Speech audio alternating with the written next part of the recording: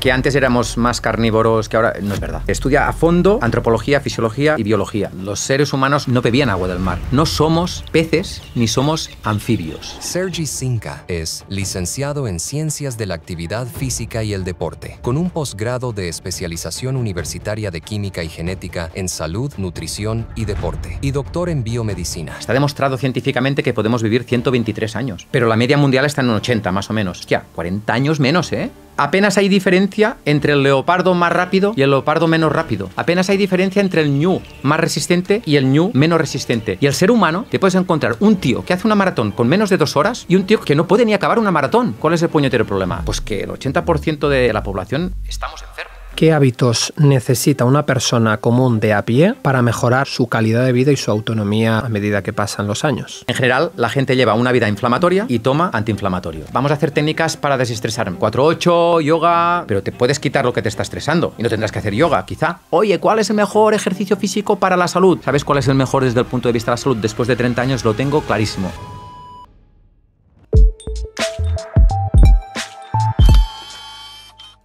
Bienvenido, Sergi, y gracias por haber aceptado la invitación de venir al podcast a compartirnos tu sabiduría. Gracias a ti, Marc. Para mí es un auténtico placer y honor estar aquí en tu podcast y más teniendo en cuenta no solo la cantidad, sino la calidad de tus invitados, con lo cual para mí es un placer. Quiero aprovechar de que estás aquí, de tu conocimiento, de tu experiencia, no solo en tu campo de expertise, ¿no? La hipertermia, etcétera, que definiremos un poco esto, sino quiero hablar, porque sé que también has estudiado mucho antropología, quiero hablar de antropología, de alto rendimiento, quiero hablar de ciertas adaptaciones que se dan al entrenar en según qué condiciones. Entonces, si te parece, vamos a ir desgranando, vamos a empezar por tratar un poco todo y a partir de ahí pues nos lo vamos a pasar súper bien. Yo quiero que disfrutes tú, la audiencia, y que esto lo convertamos en una conversación muy amena. Así que si te parece, lo primero de todo, que me he hecho un guión súper preparado para ti, desde una perspectiva evolutiva y antropológica, ¿crees que el entorno moderno gobernado por la sobreabundancia de alimentos y el sedentarismo y la ausencia de desafíos nos convierte en personas más débiles? Totalmente, estoy totalmente de acuerdo con esa afirmación. De hecho, tenemos una frase del doctor Álvarez Herms, Jesús Álvarez Herms, por ejemplo, la ha utilizado muchas veces, que es la comodidad debilita. Entonces, la sociedad moderna, desgraciadamente, en todos los aspectos vive en una constante comodidad de temperatura, de alimento, de clima, incluso, me atrevería a decir, de gestión de las emociones, ¿no? En educación, por ejemplo, ¿no? Ha cambiado mucho todo esto. Entonces, esa comodidad hace que tú no toques límites, que no polarices, que los umbrales no se estimulen, y con lo cual, tanto a nivel fisiológico como psicológico, para mí eso es involución. ¿Tú también crees, como Charles Darwin, que realmente sobrevive el que se adapta al cambio y no el más fuerte? Hombre, ponerme a la altura de Charles Darwin lo veo muy... pero sí, es así. O sea, realmente las especies que han evolucionado y que han predecido son las que se han adaptado, ¿no? Y las más especialistas solo viven en el medio en el cual están especializados. Y eso pasa con los deportistas, pasa con las personas y ha pasado con las especies. Y de hecho fue así. Los dinosaurios se extinguieron. Luego vinieron, por ejemplo, aves y mamíferos que aún están. Y están precisamente por su capacidad adaptativa. Y una de las principales razones que tengan esa capacidad adaptativa es que son homeotermos. Con lo cual, el tema del calor, que es mi tema de doctorado, por eso lo saco, en el sentido de que escogí este tema no es casualidad, porque es un tema que te da mucha información y he aprendido cantidad de antropología, de biología y de entrenamiento y de salud. Al final, la especie que es más adaptativa es la que más sobrevive. Y supervivencia, al final, es salud, ¿no? Podría ser una definición de salud, sobrevivir muchos años con calidad de vida, por ejemplo, que me la acabo de inventar ahora, ¿no? Y ¿quién sobrevivirá más? ¿Una especie, un individuo adaptativo o uno que es muy especialista, que si lo sacas de su medio pues tendrá problemas de salud, de rendimiento, etcétera? Teniendo en cuenta que la sociedad moderna está todo el año en una estrecha zona de confort térmico, como dices. Está caracterizada por el sedentarismo, por la sobreabundancia de alimentos, etcétera. ¿Crees que el ser humano moderno sobreviviría si lo pusieran en un entorno ancestral como el que ha desarrollado nuestra especie? El 95% no. sea, digo un tanto por ciento, obviamente es aproximativo, ¿no? Queriendo decir que la gran mayoría no. Hoy en día, hace 100.000 años, los seres humanos de hoy, si no eres capaz de correr a 4 al kilómetro o correr a 7 al kilómetro, pero durante 5 horas seguidas, no sobrevivirías, porque no podrías trasladarte a otra zona que hay más comida, no podrías huir de una tribu que vienen a por ti, ¿no? La gente se piensa, no, es que luchaban entre ellos, el ser humano, pues era cauto, escurridizo, no buscas problemas, entonces tener una fisiología que se adapte al cambio. De hecho, la gran clave de los mamíferos y las aves fue eso, que tienen por primera vez en la historia un organismo puede mantener su medio interno independientemente de las condiciones externas, ¿no? Entonces, si a ti te persigue un depredador y no eres capaz de correr X kilómetros o realizar caminatas muy largas para conseguir alimento, porque en la zona donde tú estás, estamos hablando, claro, a lo largo de generaciones, ¿no? Está cambiando el clima y no hay comida y tienes que trasladarte y cruzar una cordillera de 3.000 metros que nieva, que tal, que cual. Entonces, mucha gente de hoy en día estaría muerta. Simplemente el problema es que uno tiene la comida, pues no tiene ni que moverse para conseguir la comida, ¿no? Y esa abundancia está muy bien, alarga la esperanza de vida, pero seguramente la calidad de vida no. ¿Y cuál crees, según tu opinión profesional y según, tu experiencia en antropología, etcétera, cuál crees que es el mayor enemigo de la resiliencia biológica que manifestaban nuestros ancestros frente a determinados estímulos? Es decir, ¿es el sedentarismo? ¿Es la falta de sueño? ¿Es el estrés? ¿Cuál crees que es el enemigo a batir hoy en día? Vale, en realidad todos tienen su importancia. Y depende de cada persona, porque si tú coges un atleta de élite, seguramente el sedentarismo no será el problema principal de esta persona. Pero en general en la sociedad, si esa es tu pregunta, por descontado el sedentarismo. Es el estímulo, el ejercicio físico, es el estímulo más potente que existe a nivel hormético. ¿Por qué? Porque es simplemente el estímulo que más genes moviliza. Hace que se expresen o se inhiban ciertos genes, miles de genes, ¿no? Y de ahí su potencia. Está claro, de hecho, hoy en día ha surgido el concepto de sedentario activo, ¿no? A mí me hizo mucha gracia la época del COVID, que la gente decía, ¡guau! Estoy haciendo más ejercicio que nunca en mi vida. Nunca había hecho 2 horas de gimnasia cada día. Ya, pero es que las otras 22 estás sentada o estás sentado y no te mueves, ni respiras, ni te toca el aire, ni vas a comprar el pan, ni caminas y tal. Al final esa persona, a lo largo de las 24 horas, hacía menos ejercicio que antes, ¿no? Que cuando no estábamos confinados. Con lo cual, para mí, el ejercicio físico es el estímulo más potente. Pero detrás de este hay muchos otros y tendríamos que contextualizar cada persona, evidentemente.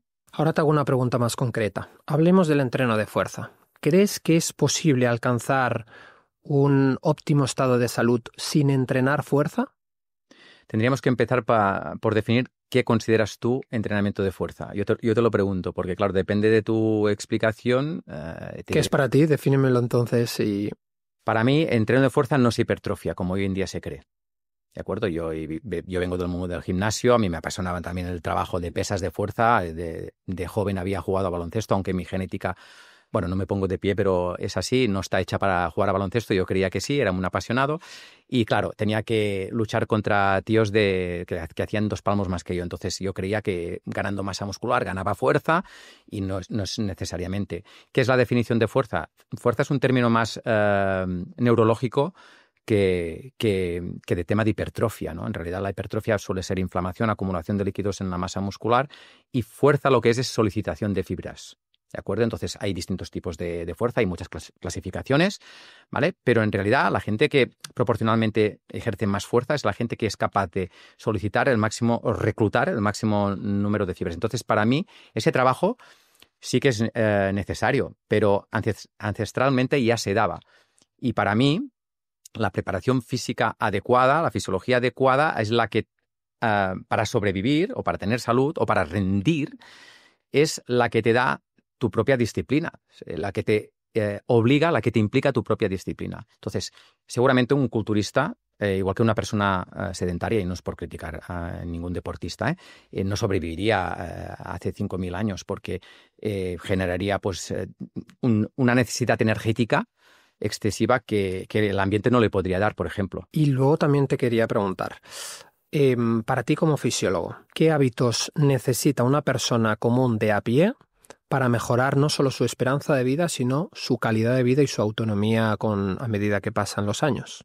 Buena pregunta. Resumido en una frase, sería intentar bajar al máximo o evitar la inflamación sistémica de bajo grado. Es decir, cuidar una serie de aspectos, que es ejercicio físico de forma regular, adaptado a su nivel, que eso es distinto en cada persona, según su fisiología, según su genética, según su historial, sus posibles o no patologías, etc. No estoy hablando de ningún deportista, me has dicho persona de a pie.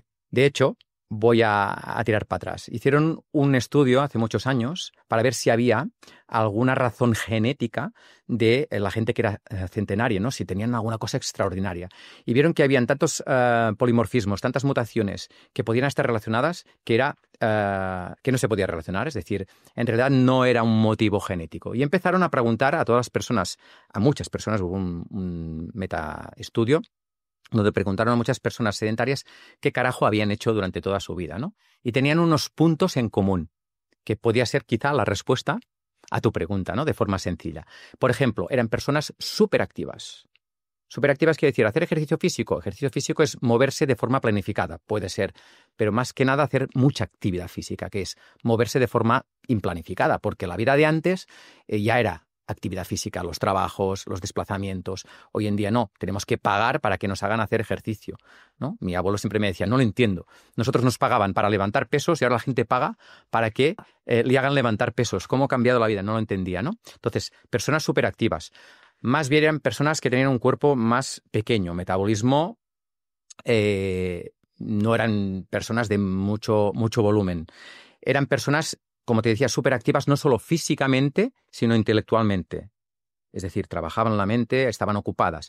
Otra característica que tenían era que dedicaban un rato al día a relajarse, a descansar, a pensar, a activar el sistema parasimpático, que tú sabes lo que es eso, ¿no?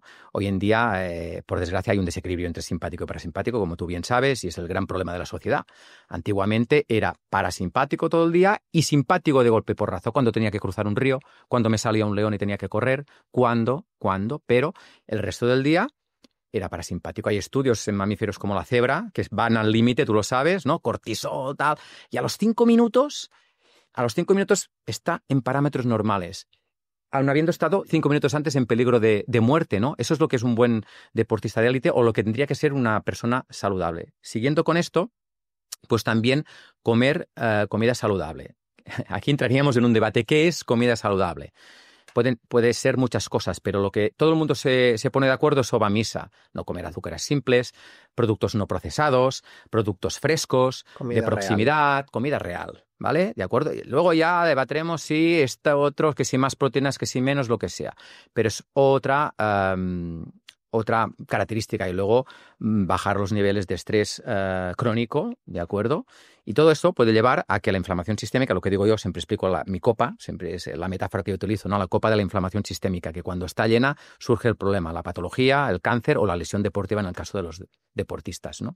Tener la copa vacía. Oye, ¿y qué importancia tiene un hábito que nos ha acompañado desde el principio de los tiempos, como es estar constantemente expuestos al sol a la hora de reducir esa inflamación sistémica?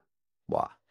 Súper importante. Hoy en día la contaminación lumínica, ¿no? Hace 150 años esto no existía. Estas luces, esta cámara, por muy natural o por los colores rojos que nos quisiéramos poner, estamos sometidos todo el día al espectro entero, al espectro solar entero, ¿de acuerdo? Y toda la noche a cero luz. Y eso ya no es así, ¿no? Entonces, todo lo que se pueda asemejar a eso, lo máximo posible, es salud. Y si no podemos por nuestro trabajo, por nuestra vida, tenemos que intentar acercarnos a eso. Y de aquí, pues bueno, surgen las luces rojas para compensar, los filtros, etcétera, ¿no? Pero exponernos al sol, de hecho, se habla mucho de, tú lo sabes, ¿no? Fotorreceptores en los ojos que van al núcleo prequiasmático, en el hipotálamo, y a partir de ahí segregamos unas hormonas porque le decimos a nuestro cerebro que es tal hora del día, y como es tal hora del día, y como hay tanta luz blanca, estamos a las 3 de la tarde, vamos a segregar, pues, X hormonas. Perfecto. Pero es que en la piel tenemos fotorreceptores. Casi nos nutrimos más por la piel que por la boca, fíjate que te digo. Porque ancestralmente estaríamos desnudos, todo el día nos daría la luz, a primeras horas más roja. corrijo, todo el espectro, pero incidiría más cantidad de luz roja, que es antiinflamatoria total, y a última hora también por la inclinación del sol. Entonces, en invierno es que tendríamos más frío.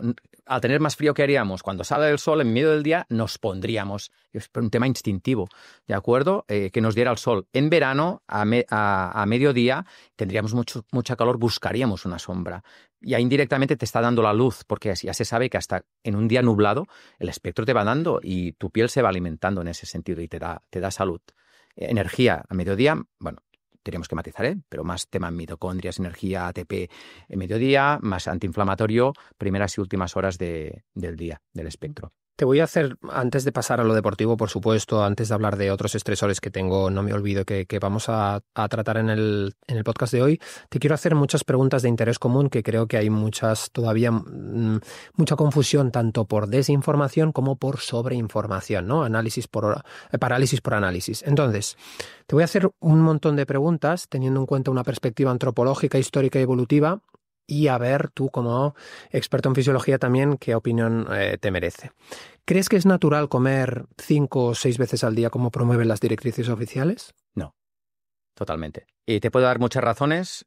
Primero, de por qué no es natural, y hablamos de antropología si quieres, pero luego por qué no es saludable ya directamente. Porque a veces dices, bueno, es natural, pero es lo que recomiendan los pediatras o médicos, o etcétera. Yo he recomendado comer hace 20 años, ¿no? 5 veces al día, porque eso aceleraba el metabolismo y gastabas más kilocalorías y había que quemar y tal. Y cuando estudias fisiología a fondo, te das cuenta de que eso no es así. Al contrario, quemas menos kilocalorías, porque como tú bien sabes, y eso lo sabes casi mejor que yo diría, hay dos, el sistema autónomo, ¿no? Dos principales que los hemos dicho antes, sistema simpático y parasimpático. Perfecto. El sistema simpático es el sistema, como tú sabes, de la hucha, de la huida, la concentración, del ejercicio físico, de la competición. Y el parasimpático, y me paro y me calmo, es el sistema de la relajación, del sueño, del descanso y de la digestión.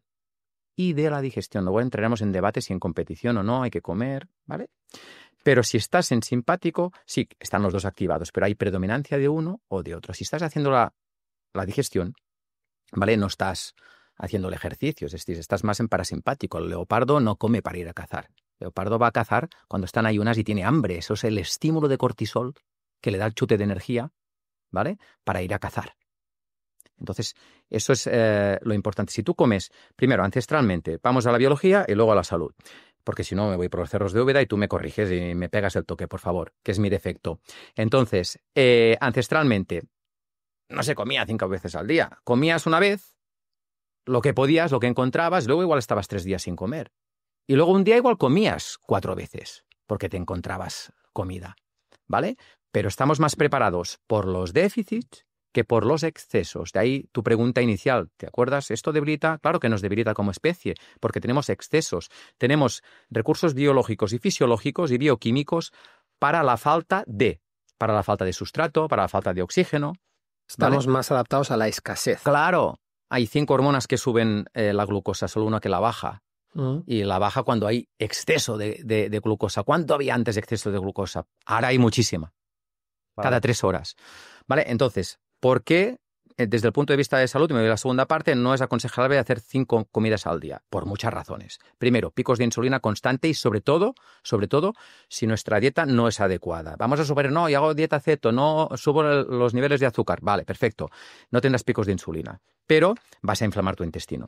¿Por qué? Porque el intestino no deja de ser, es un músculo liso. Entonces, tú cuando vas a entrenar al gimnasio y entrenas un músculo, lo entrenas, ¿no? Como buenamente puedes, lo sabes, tú tienes grandes conocimientos, pero a otra gente no. Vale, a las 3 horas vuelves a entrenar el bíceps, y a las 3 horas vuelves a entrenar el bíceps, y a las 3 horas, ¿qué le pasa a este bíceps? Pues lo que le pasa a nuestro intestino, que se lesiona, se inflama y se lesiona. Si comemos cada 3 horas, inhibimos el complejo motor, que es el famoso ruido del glu, glu, glu, glu, glu. Uy, tengo hambre. Perfecto, esto es la limpieza. Esto es la limpieza del intestino que tiene que haber, y desinflamas y vacías la copa que te estaba explicando antes, con lo cual no es saludable comer 5 o 6 veces al día, ni mucho menos. Contundentemente, además. Háblame del ayuno. El ayuno en personas en personas sedentarias, evidentemente creo que estarás de acuerdo en que tiene su lugar, a nivel evolutivo desde luego que también, pero ha surgido la típica duda en el público femenino debido pues, a ciertos divulgadores que dicen que para nada ayuno en mujeres, etcétera. Pero esto choca un poco con nuestra biología evolutiva, porque también entiendo que no había a nivel ancestral la disponibilidad de alimentos que hay hoy en día. Entonces, ¿ayuno sí o ayuno no en el público femenino? Vale. Antes de contestar a tu pregunta, y que quede clarísimo, el ayuno, la hipertermia, la hipoxia, los sustratos, el entrenamiento, no es ni bueno ni malo. El cortisol es malo, se le da mala fama, pero el cortisol es necesario. Y todos esos estímulos también. La clave es cómo y cuándo. Y con quién, y además con quién y con qué momento, porque a veces hay uno sí, hay uno no, en la misma persona, según el contexto. Yo les preguntaría, ¿por qué hay uno no en mujeres? ¿Por qué hay falta de sustratos? No, es que lo primero es, hay un estudio que dice que 12 mujeres sometidas a ayuno les subió el cortisol. Claro que te sube el cortisol, porque es el impulso para ir a buscar la comida. Pero eso es una subida aguda, y una subida aguda del cortisol. El problema es que esas mujeres tienen normalmente, en general la sociedad, el cortisol permanentemente elevado. Pero el problema no es del ayuno. El problema es de lo que hace que tengan el cortisol permanentemente elevado. Por ejemplo, la inflamación sistémica, el estrés, etcétera, ¿no? El estrés oxidativo, como decías tú. Entonces, ayuno sí, ayuno no. Cuando una persona está en salud sistémica correcta, ayuno sí. En el momento adecuado, luego cada perfil es distinto. Tú puedes ser más respondedor o no respondedor a un estímulo. Hay respondedores o no respondedores a la hipoxia. Por eso todo el mundo va a hacer un protocolo de entrenamiento en altura y algunos revientan y te cogen una anemia o están hechos polvo y sin energía, y otros cogen el mejor estado de forma de su vida. Porque estaban o porque eran respondedores a ese estímulo, o porque estaban en un contexto fisiológico que ese estímulo les beneficia. Yo siempre digo, el calor, la hipoxia, el ayuno te puede curar o te puede matar. Depende de la dosis. Claro, de la dosis y de tu situación fisiológica. Yo, por ejemplo, soy experto en microbiota, experto en hipoxia, experto en calor, pero eso no es la clave. La clave es, yo siempre digo, antes se decía, hay que saber un poco de todo y ser muy bueno en algo. Mi filosofía es, ya sé que es imposible, pero hay que ser muy bueno en todo y el mejor del mundo en algo. Entonces, sí, tienes que trabajar con esa mentalidad, aprender con esa mentalidad, ¿no? Porque tendrás una visión global de la situación. Y, por ejemplo, el calor tiene grandes beneficios y el ayuno tiene grandes beneficios publicados. También hay estudios que dicen que, ojo, ha pasado esto. ¿Por qué? Porque a esas personas que se les ha hecho el estudio quizá no tenían un contexto adecuado para aplicar el ayuno. Y si tú coges 12 mujeres, que hay un estudio sobre eso, que les subió el cortisol, lees el estudio y ves que las encerraron en una habitación sin comer. Es que a mí me encerran en una habitación y ya me sube el cortisol solo. Total. Entonces, ¿qué alimentación tenían esas mujeres?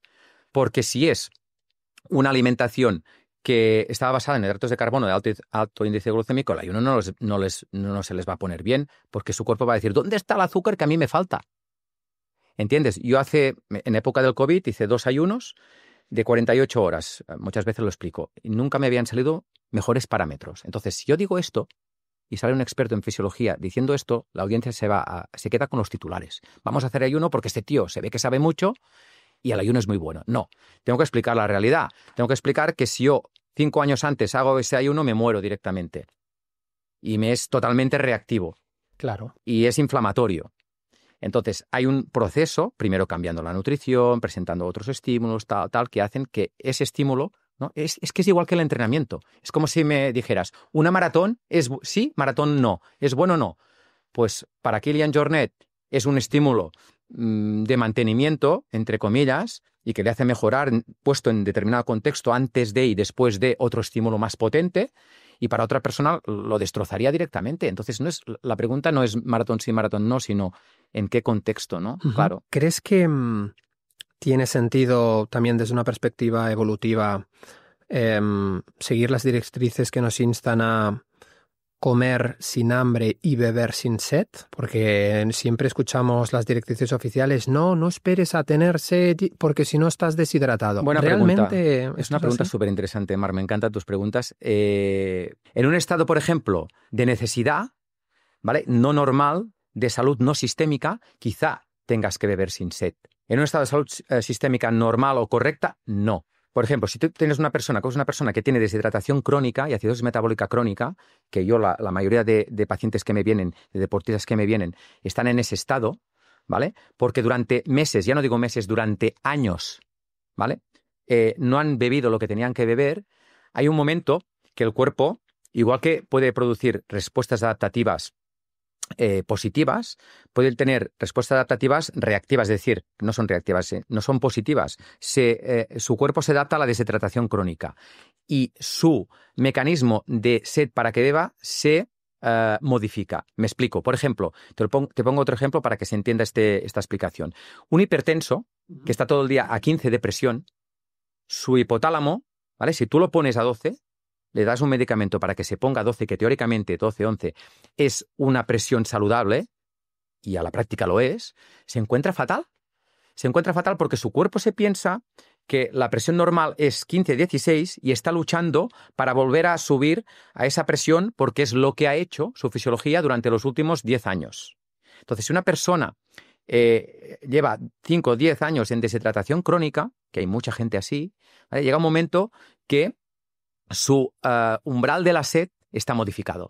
Y a esa persona que tú le detectas, por analíticas que es tu especialidad, por ejemplo, también es mi caso, pero también otras pruebas funcionales que puedes comprobar si está deshidratada o no, con una simple tira de orina, por ejemplo, pues tú lo sabes, ¿no? Gravedad específica, pH, etcétera, albumina, etcétera.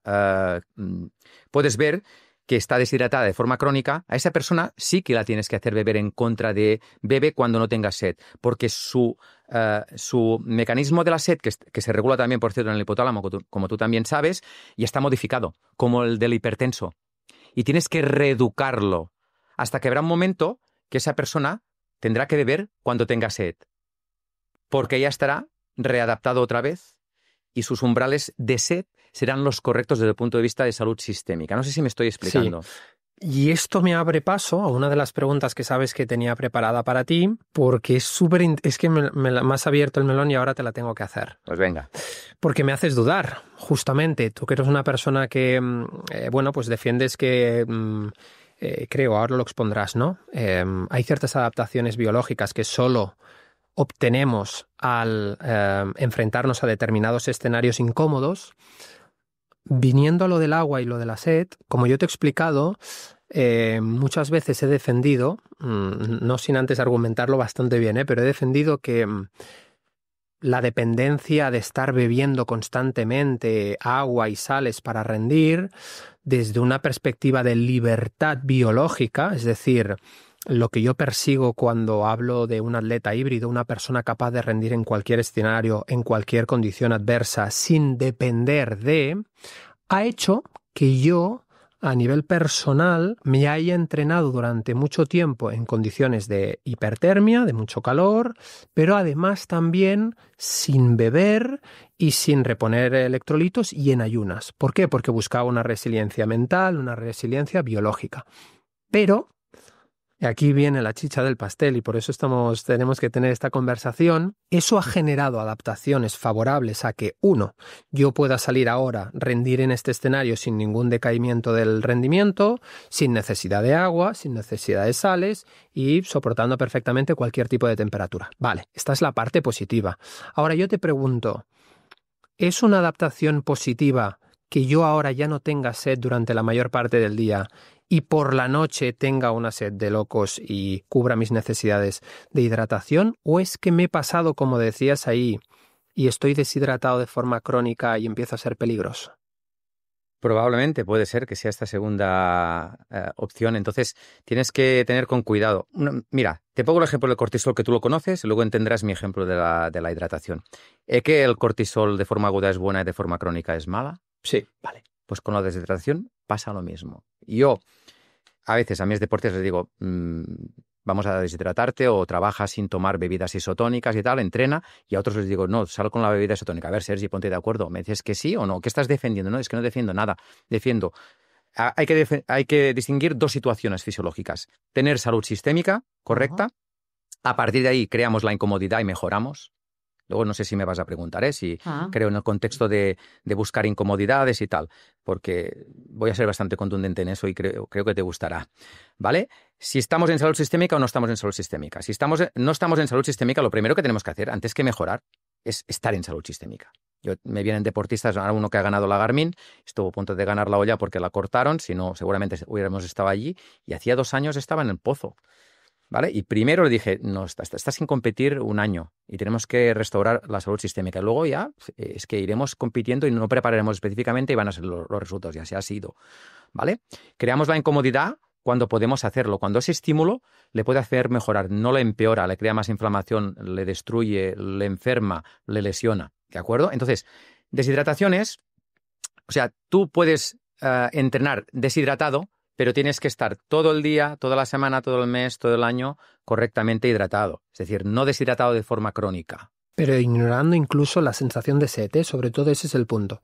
Es decir, entrenar en esta condición y luego, independientemente de que no tuviera sed, defiendes que en mi caso tendría que, por ejemplo, hidratarme correctamente igual y no depender de esa conexión, ¿me explico? Sí, depende de tu fisiología y de tu estado fisiológico. Es como si empiezas a introducir el ayuno en una persona, no va a tener hambre. Los primeros, ¿no? Hay un umbral, hay que trabajarlo y luego saber esa persona. Quizá es respondedor o no es respondedor. Entonces tienes que ser más conservador o menos conservador con la presentación de los estímulos y no te puedes pasar porque le genera demasiado estrés y ese estrés que puntualmente puede ser positivo, le hace mejorar, le puede hacer enfermar o lesionar. El mismo. Entonces, claro, y el mismo y distinto en cada persona y dentro de la misma persona distinto en cada momento, porque tú has hablado de muchos estímulos estresores y la gracia de todo no es lo mismo hacer hipoxia o hacer hipertermia que hacer hipoxia y hipertermia. No tiene nada que ver, porque ahí se suman estímulos. Entonces, tienes que tener un dominio de la fisiología importante, una experiencia y un contexto. Venga, es que este señor sabe mucho, dice que hay que hacer hipertermia porque tiene muchos beneficios. Es que Cristiano Ronaldo sale en una sauna, todos en la sauna. No. ¿Te has preocupado de cómo estás tú? ¿Cuál es tu dieta? ¿Qué estado de hidratación tienes? ¿Cómo está tu microbiota? Nosotros lo hemos publicado. Si tú tienes disbiosis intestinal, ¿vale? Y ahora tengo un top que me dice, hostia, ¿cuánto vamos a empezar a hacer hipertermia? No, no la vamos a hacer hasta que no tengas eubiosis. ¿Por qué? Porque se va a agravar los efectos negativos del calor, tu estado de la microbiota va a perjudicar esto y esto va a perjudicar el estado de tu microbiota. ¿Por qué? Porque cuando hacemos ejercicio o cuando hacemos hipertermia, por eso a mí me gusta tanto la hipertermia, porque es el estímulo más parecido al ejercicio, y ya te he explicado que para mí es el estímulo más potente que hay, ¿vale?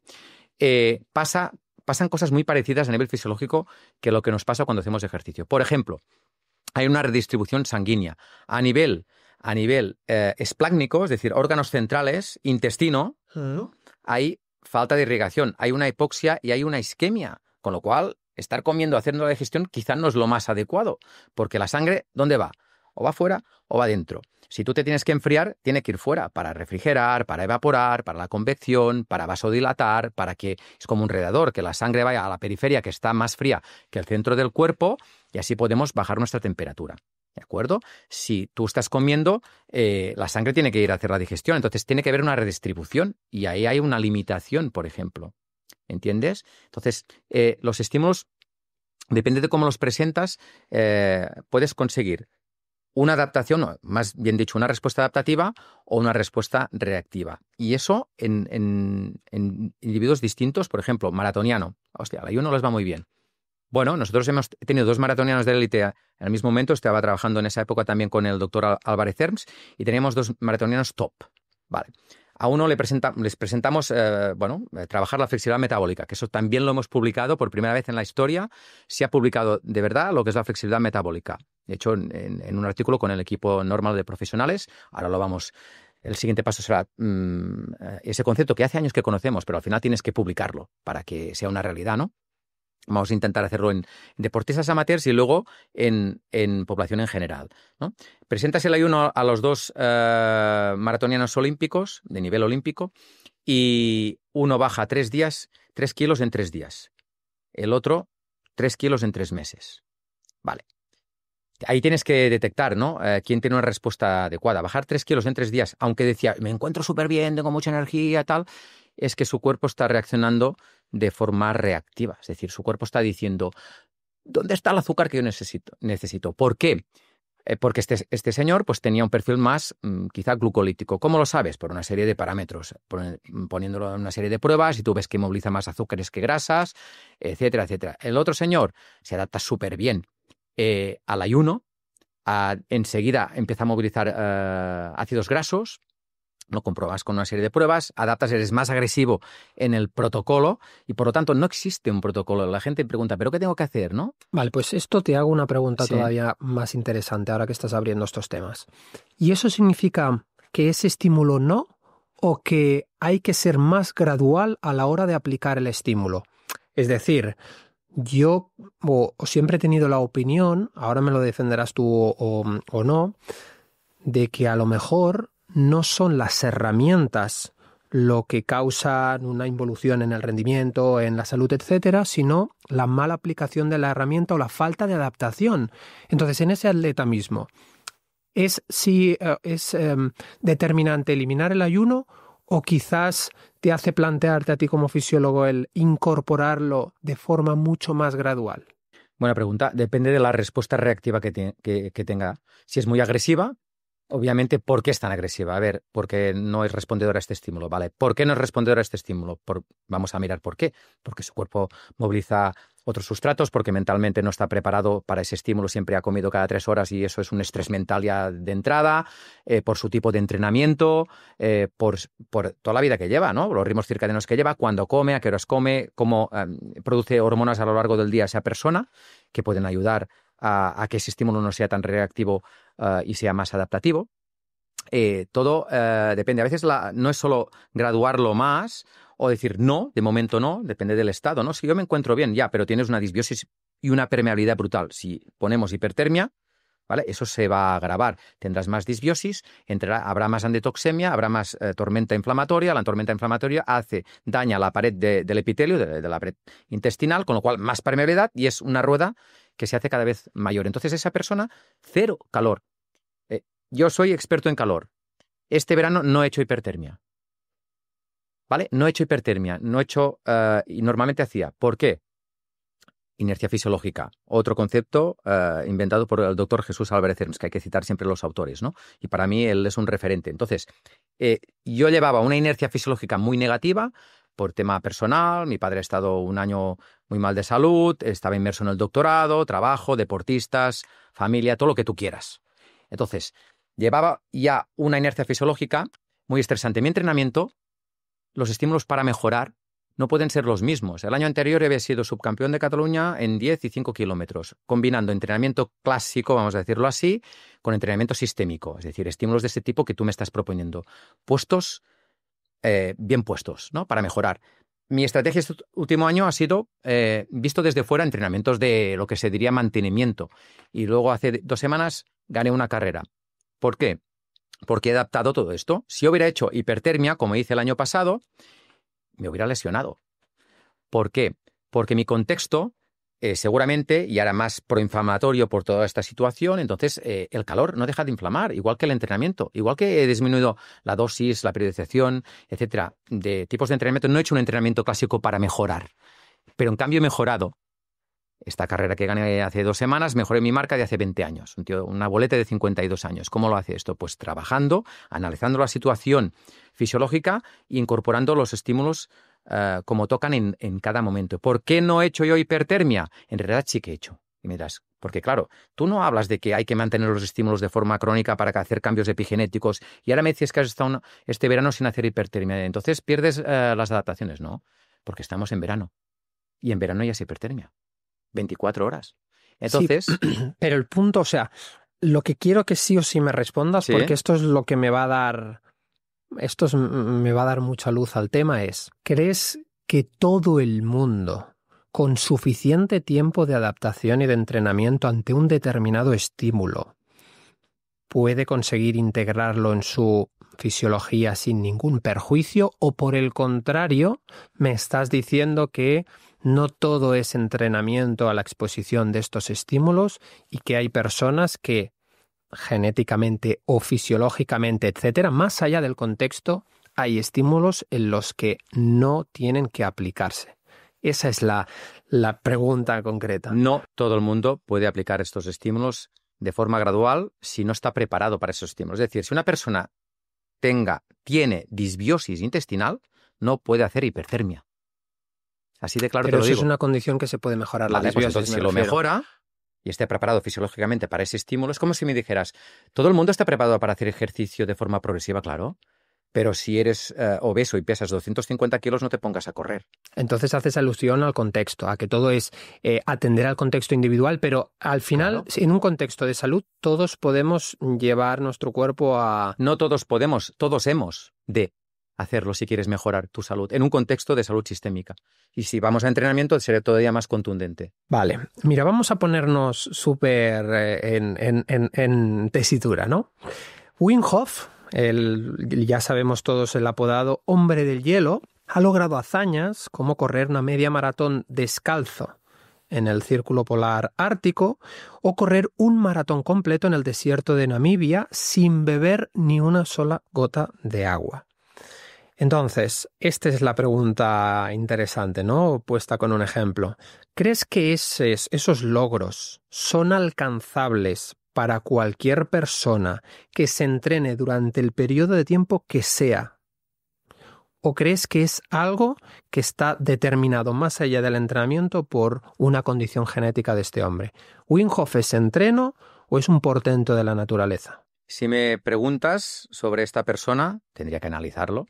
No lo tengo aquí, pero visto desde fuera, y me puedes preguntar luego por Kilian, porque siempre me preguntan por Kilian, y de hecho el gran conocedor de Kilian es el doctor Álvarez Herbst, pero yo he tenido el honor y el placer de colaborar y ayudarle en este proyecto de los Alpes. Es más epigenética que genética, si la pregunta es esa, concreta. Estímulos presentados durante muchos años de forma coherente, inteligente, todo lo que tú quieras, ¿no? Pero nosotros hemos visto la genética de Kilian y hay gente que tiene mejor genética que él, pero ¿dónde está lo extraordinario? Claro, ¿qué es una persona extraordinaria? Es una persona que hace algo extraordinario. Pero es que tú, si tu hija te dicen que se está muriendo y está a 400 kilómetros de distancia y tienes que hacer algo que ni en pintura nunca harías, ¿lo vas a hacer o morirás en el intento? Y hay más, a veces en estas hazañas, más aspecto mental que físico, que también forma parte de la fisiología, cuidado. Y eso se entrena también. Y de hecho Wim Hof, ¿no? Tú el frío lo puedes utilizar por muchas cosas, siempre, porque las preguntas siempre es, los telespectadores quieren protocolos, quieren la pastilla mágica, quieren una suplementación que les solucione lo que no van a hacer, porque el principal problema, yo siempre digo, salud y rendimiento, es estoicismo.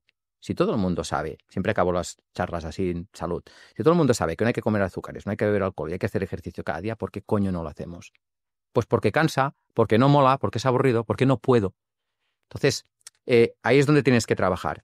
En un caso como Wim Hof, es conocimientos y aplicación durante mucho tiempo, y luego pues hay una adaptación en su cuerpo, una respuesta adaptativa. Si tú lo ves, no es un tío muy definido, ¿no? Tiene una cierta capa de grasa. Bueno, Grasa parda. Claro, las personas que...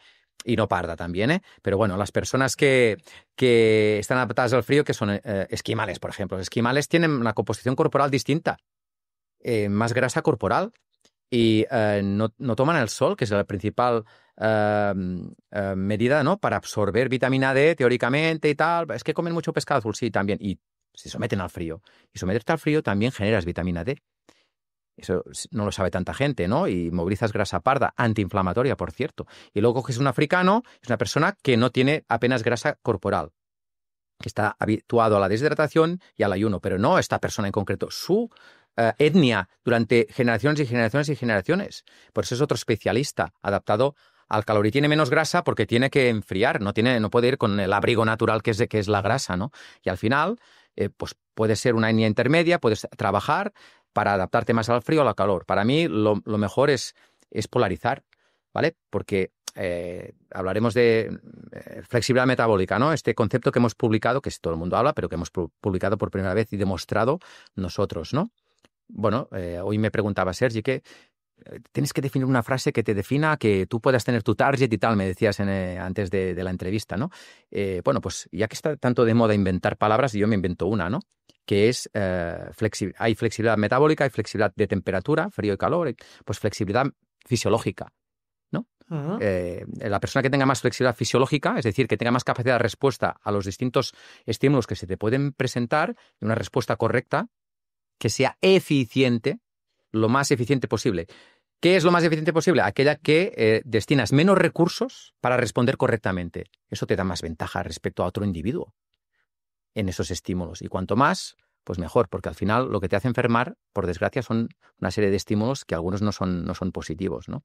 Iría por ahí. No, yo lo que quería sobre todo poner en contexto es, cuando se habla de comparaciones siempre a nivel deportivo, yo qué sé, pues la típica comparación de Messi, Cristiano, uno es trabajo duro, el otro es talento. Bueno, lo que quiero llegar a exponer es si Wim Hof, en este caso, era la máxima expresión de una adaptación ante un estresor que sirve como ejemplo para decir, oye, esto es adaptarse a un estrés al máximo nivel, o, por el contrario, una persona extraordinaria que dices, no, es que tiene ciertos componentes genéticos que le permiten tolerar. Hay otro ejemplo, que de hecho también lo puedo traer aquí, y esto sí que es algo, creo, determinado por la genética, ¿no? Tenemos el caso de Dean Karnazes, ¿no? El ultramaratoniano estadounidense que ostenta el récord de correr 563 kilómetros sin parar, en 80 horas y 44 minutos, y por supuesto sin dormir. Entonces, aquí, ¿en qué punto es entrenamiento, en qué punto es capacidad genética de llegar a esto? Yo te pregunto, ¿esta persona tú crees que ha entrenado algún día, alguna hora en calor? Miles y miles de horas. Sin duda. Entonces, tú puedes tener una base genética, que esto no se puede modificar. Es el libro Claro, de instrucciones del papá y la mamá, y a partir de eso no se puede modificar. Lo que sí podemos decidir es cuál de estos genes hacemos que se exprese o se inhiba si nos interesa o no. Y eso es con entrenamiento. Y Messi, talento, Cristiano, trabajo, no. Los dos tienen talento y han trabajado lo que no está escrito. Igual que tú para estar donde estás. Has trabajado lo que no está escrito. Y por desgracia, escasea más el trabajo, el sacrificio y el esfuerzo que el talento. Yo estoy así, trato con gente con mucho talento constantemente. Incluso en mi trabajo de profesor veo niños que tienen mucho talento y la mayoría se estrellan porque normalmente quien tiene mucho talento le sale todo bien y luego no trabaja ese esfuerzo. Hoy me ha venido a ver mi hija, ¿no? Aquí, y es una chica que yo creo que tiene talento, pero yo la cambiaría porque tuviera un poco menos de talento, aunque estoy súper contento con ella, pero un poco menos de talento y más sacrificio todavía. Porque eso es lo que le va a hacer sobrevivir y ser una top. Porque hay gente con talento como ella, hay así. Lo que le va a diferenciar es que ponga esfuerzo, sacrificio, trabajo. Lo mismo con este señor del desierto. No digo que no tuviera una pequeña ventaja genética respecto... No, mira, te digo una cosa. Vamos a la biología. Apenas hay diferencia entre el leopardo más rápido y el leopardo menos rápido. Apenas hay diferencia entre el ñu más resistente y el ñu menos resistente. Y el ser humano es la puñetera especie. Te puedes encontrar en esta especie que es el ser humano, te puedes encontrar un tío que hace una maratón con menos de 2 horas, o casi, y un tío que no puede ni acabar una maratón. ¿Cuál es el puñetero problema? Pues que el 80% de la población estamos enfermos. Que no es presencia de enfermedad o patología, para mí. ¿Vale? La definición de salud podría ser muy compleja y para mí una persona saludable es aquella persona que responde eficientemente, su sistema responde eficientemente ante los estímulos que nos presenta la vida, con el mínimo coste posible, biológico. ¿De acuerdo? Eso es lo que te da, y eso no te lo da la abundancia, te lo da cuando estás bien, pues los estímulos horméticos. Y es más trabajo que genética. Está claro que si tú quieres ser un campeón del mundo, como es este señor, o un campeón olímpico, tienes que tener una genética. Pero ese campeón olímpico, si no trabaja, si no presenta una epigenética durante muchos años, ¿entiendes? Ingebrigtsen, pues es que saca mejores resultados, ¿no? A ver, campeón de 1500, pero bueno, los buenos de 1500 y 3000 no son los africanos, ¿no? Genética. Un noruego tiene una genética ideal para correr, para ser campeón olímpico, es que lo ha sido, ¿no? Entonces, ¿qué es más genética? Claro que un keniata, pues longevo, más tendones y corres bien técnicamente, ahí está el tema, son todo tendones. Un tendón es un muelle que te devuelve la energía que le das, no hay consumo de oxígeno, hay más eficiencia energética. Cambia la técnica de correr, porque yo he bajado mi marca con 52 años. A ver, si tú me haces una resonancia magnética, estoy más desgastado que hace 15 años, seguro, pero tengo menos dolor, ya no voy al fisio. corro más. Antes corría día sí, día no, porque tenía mis chivatos, ¿no? Que es la rodilla, el tendón de Aquiles, y cómo es que yo voy a Irlanda y corro 36 días seguidos y gano otra carrera. Pues porque tengo menos inflamación sistémica. Todo lo que me inflamaba aquí en mi vida cotidiana, allí no lo tenía. Entonces me hizo pensar, hostia, tú que te cuidas tanto, que entrenas tan bien, quizá no lo haces tan bien, quizá tienes que ser más estoico. Y cuando cambié eso, todavía subió más mi rendimiento, pero lo que es más importante, mi salud. Desapareció el dolor, ¿no?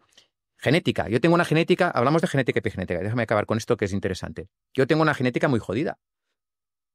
¿Por qué? Si miro mis antecedentes familiares, yo no tengo a nadie ya. Me queda una tía por parte de mi padre y los primos que son más jóvenes que yo. Pero los abuelos muertos de cáncer, Alzheimer, tío, de cáncer, estoy hablando de muertes con 50, 55. Mi madre se murió con 57, su hermana gemela con 55, mi abuela con 50, todos de cáncer. Mi padre hipertenso, cáncer de próstata, bueno, muchas cosas más, marcapasos, diálisis, trasplante, diverticulitis, perforante, todo lo que tú quieras, ¿vale? O sea, mi padre tuvo los riñones a los 21 años, ya tenía cólicos nefríticos, ataques de piedra, ¿no? Etcétera. Yo tengo la genética de mi padre y mi madre, lo tengo jodido, ¿no? Si miro eso, no puedo cambiarlo. ¿Qué puedo hacer? Cambiar mi epigenética. ¿Por qué mi padre era hipertenso y yo tengo tendencia a tener la presión alta, pero no soy hipertenso? ¿Por qué mi padre desde los 21 años tuvo cólicos y al final diálisis y al final trasplante y yo tengo piedras en el riñón? Y lo sé porque en un análisis rudimentario me las encontraron y nunca he tenido un cólico. ¿Por qué? Etcétera, etcétera, etcétera, ¿no? Pues porque mi padre era sedentario y he hecho deporte toda mi vida, porque mi padre, pues, durante unos años bebió alcohol, luego lo dejó, luego fumó, luego lo dejó, cuando le dijeron la sal, la dejó, la sal también. O sea, siempre que le dijeron que algo le podía perjudicar, su problema no eran los valores, que es el problema de la sociedad de hoy en día, son los valores. ¿Vale? Él era un soldado, su problema era la falta de información correcta. Es la diferencia entre yo y mi padre. ¿Que me voy a morir? Claro que me voy a morir como todo el mundo, ¿vale? Que voy a morir, mira, le hace una entrevista y al día siguiente se muere un ataque al corazón o tal. Puede pasar, claro que puede pasar, pero es que tenemos una data de caducidad, claro. Pero lo que podemos hacer es llegar a esa fecha de caducidad, no acortarla, que es lo que hace la sociedad moderna. Está demostrado científicamente que podemos vivir 123 años. Porque hay una persona que ha vivido 123 años. Pero la media mundial está en 80, más o menos. Hostia, 40 años menos, ¿eh? Es toda una vida. ¿Por qué carajo, si podemos vivir 123, vivimos 40 años menos? Eso es como para pensárselo. Sí, la genética al final condiciona, pero no determina, ¿no? Como dices. Correcto, buena frase. Te voy a hacer otra pregunta. Otra pregunta, ya te digo, están fuera del guión, pero creo que es súper interesante en esta conversación. Se habla mucho del rendimiento y cuando se habla del rendimiento tendemos a asociarlo a la capacidad de tolerar estímulos o de aplicar estímulos en intensidad, en volumen, bla, bla, bla. Vale, está bien. ¿Se puede entrenar la recuperación? ¿Se puede ampliar la recuperación? Porque según tengo entendido no es solo los estímulos que aplicamos, sino la velocidad a la que nos adaptamos a esos estímulos. ¿Se puede? Gran pregunta. De hecho, es una de las claves. Vamos a lo malo. El 80% de las sustancias dopantes que hay en competición de élite tienen referencia, son anabolizantes, es decir, a acelerar la recuperación. Porque al final, sí, que quien más soporta, más entreno, más corre. El problema es que yo siempre digo que tú puedes hacer un entreno no quiere decir que vaya bien para ti y para tu fisiología. Y te lesiones o baje tu rendimiento o caigas en un sobreentrenamiento. Pero si realmente ese entreno lo puedes asimilar, mejorarás.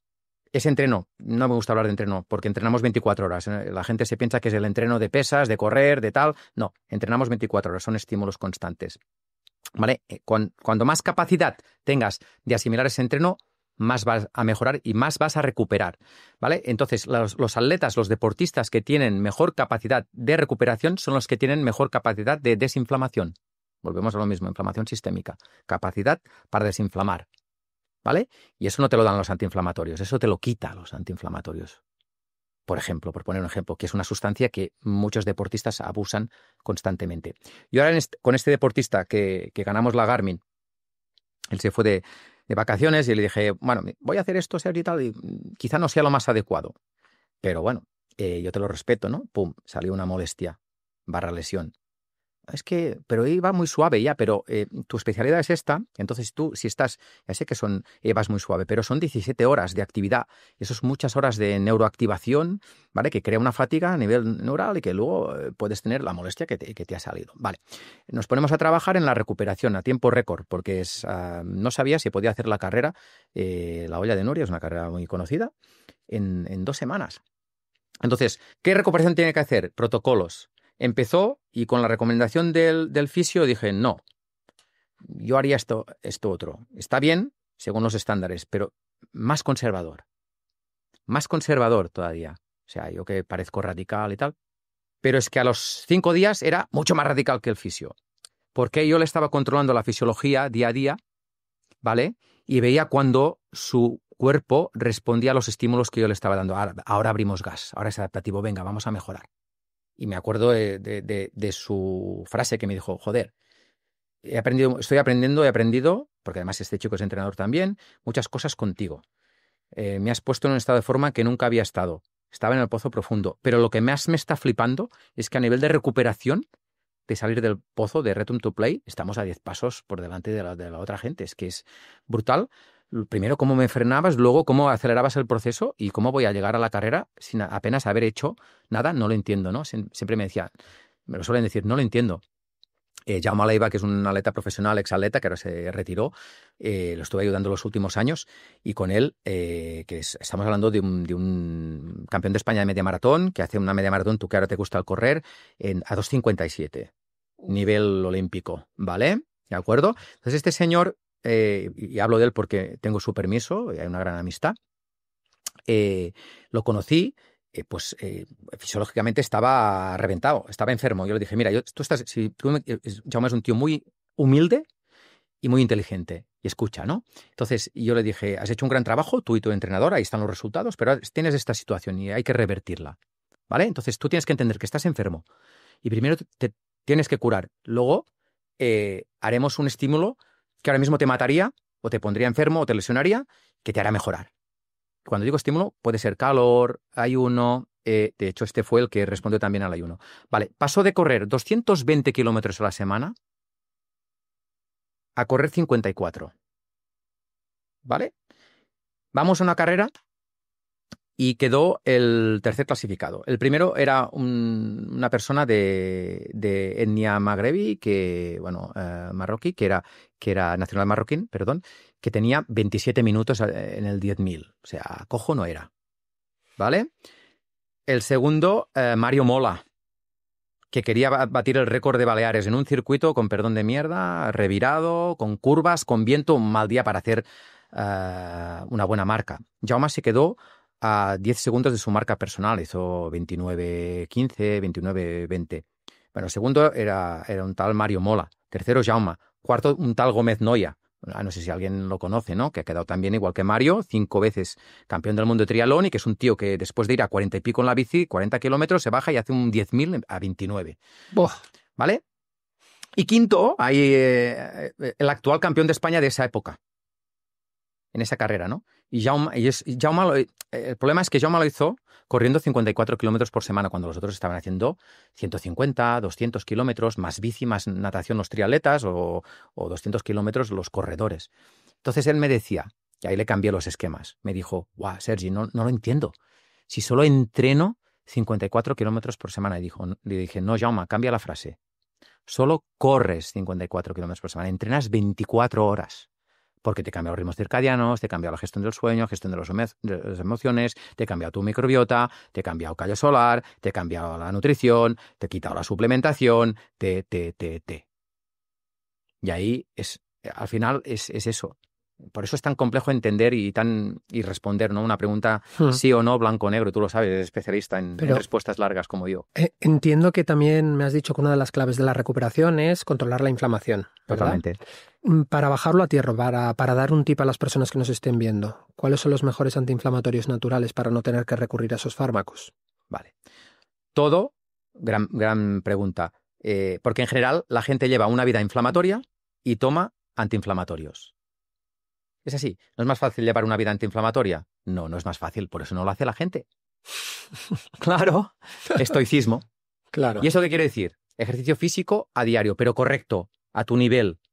A tu nivel, y quizá tengas que empezar. Una pregunta que siempre me hacen: oye, ¿cuál es el mejor ejercicio físico para la salud? Porque me han dicho que correr es lo más natural, porque mueve muchos músculos, pero hay impacto, igual esquí de fondo, que movilizas más músculos, no hay impacto, natación, porque tal, bicicleta, porque... ¿Sabes cuál es el mejor desde el punto de vista de la salud? Después de 30 años lo tengo clarísimo. El que te guste más. El que te guste más, porque la clave está en la constancia, en cuanto a moverse. ¿Vale? Con lo cual, para bajar la inflamación, moverse todo el puñetero día a tu nivel. Alimentación antiinflamatoria, que está muy de moda también. ¿Y qué es la alimentación antiinflamatoria? Pues puede haber dos cosas: comer alimentos que desinflamen o no comer alimentos que inflamen, ¿no? Es como, vamos a hacer técnicas para desestresar. Voy a hacer el 4-8, parasimpático, yoga, todo lo que tú quieras. Bueno, está perfecto y hay que hacerlo, perfecto. Pero te puedes quitar lo que te está estresando y no tendrás que hacer yoga, quizá. ¿Vale? A veces, cuando hay tantas cosas a cambiar, que es lo que pasa, cuando vienen a mi consulta y dicen: ¡buah! Es que he visto... Tranquilo, tranquila. Yo te he explicado el Everest, pero es que si quieres subir al Everest, no vas a subir. Tenemos que ver si estás en el Aneto, en el Mont Blanc, en el Kilimanjaro, y a partir de ahí, si tú estás en el Aneto, mira el Mont Blanc, no mires el Everest. Y cuando estés en el Mont Blanc, ya miraremos el Kilimanjaro. ¿Vale? Pues esto es lo mismo.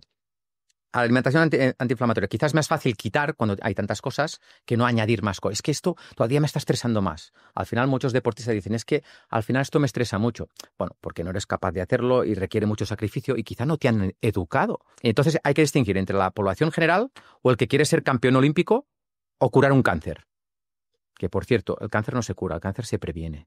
Ese es el problema. Al final, cuando lo tenemos encima, claro, es desesperante. Pero el cáncer... sale por una serie de... Puedes tener más yo tengo predisposición, está claro. En mi familia tengo genes de cáncer, entonces yo no puedo hacer nada sobre eso. Sí que puedo retrasarlo, ¿vale?